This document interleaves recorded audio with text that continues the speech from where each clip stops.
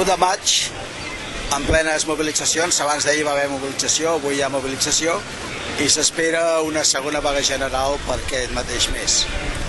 Anem a parlar amb la gent a veure què en pensa de la situació. Vols que ho digui en català o en castellà? Jo li diria que prou retallades, ja està bé, el poble no pot continuar així i la gent sortirem al carrer i sortirem cada dia si fa falta. A Rajoy le diría que es un mentiroso. A Rajoy le diría que si uno se presenta para hacer unas cosas y no las hace, tiene que poder explicarlo, y si no puede explicarlo, como es el caso, pues debería poder convocar de nuevo a las urnas. Ya sabemos que dirán que este país no necesita unas nuevas elecciones. En todo caso, lo que está claro que no necesita este país es un gobierno que le mienta, un gobierno que le robe y un gobierno que gobierne de espaldas al ciudadano. Bé, doncs avui és un dia de treball, és un dia de drets, és un dia de defensar les llibertats, és dir no a la política dels mercats, a que Rajoy i Mas escoltin el carrer i no escoltin el sector financer, i alhora també per demanar la llibertat dels joves que encara continuen empresonats per la vaga general del dia 29. Rajoy, basta de recortar la sanidad y la educación. Tenemos derecho al trabajo. Es un derecho reconocido en la Constitución y con la reforma laboral se está recortando. Molt curt, un missatge a Rajoy i al Mas. Que canviïn aquestes polítiques que són inútils, injustes i ineficaces i que sàpiguen que la gent volem és treball, drets i dignitat.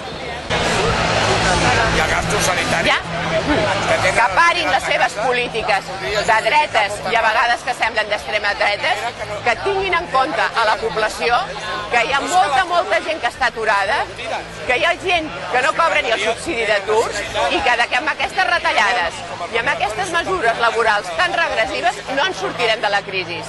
Que planti cara als mercats i que realment faci polítiques de creació d'ocupació, que defengui la salut pública, l'ensenyament públic i els serveis públics com a única forma per sortir de la crisi i perquè la gent, tant de Catalunya com de l'estat espanyol, no ho passi tan malament i pugui viure millor. Senyor Rajoy, senyor Mas, a veure si escolten d'una vegada. No es toca de retallar, toca redistribuir, demanar més a qui més té, a qui més especula i posar els quartos en educació, en salut i en economia productiva.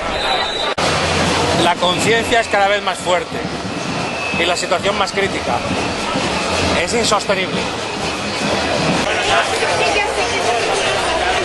Li diria que en una situació de crisi com la que vivim, els drets dels treballadors i de les famílies de la gent treballadora sempre s'han de respectar. I els poderosos tenen molt diner i, per tant, la pressió fiscal hauria de fer que ells paguessin més que nosaltres. Senyor Rajoy i senyor Mas, en el món hi ha alguna cosa més que el benestar de països més o menys reals o imaginaris com poden ser Catalunya o com poden ser Espanya.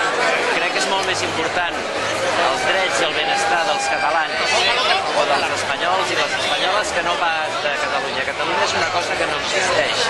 Les persones, millor dit, sí que existeix, no voldria equivocar-me, no entraríem en aquesta discussió. Catalunya pot ser i pot ser independent o pot ser dependent.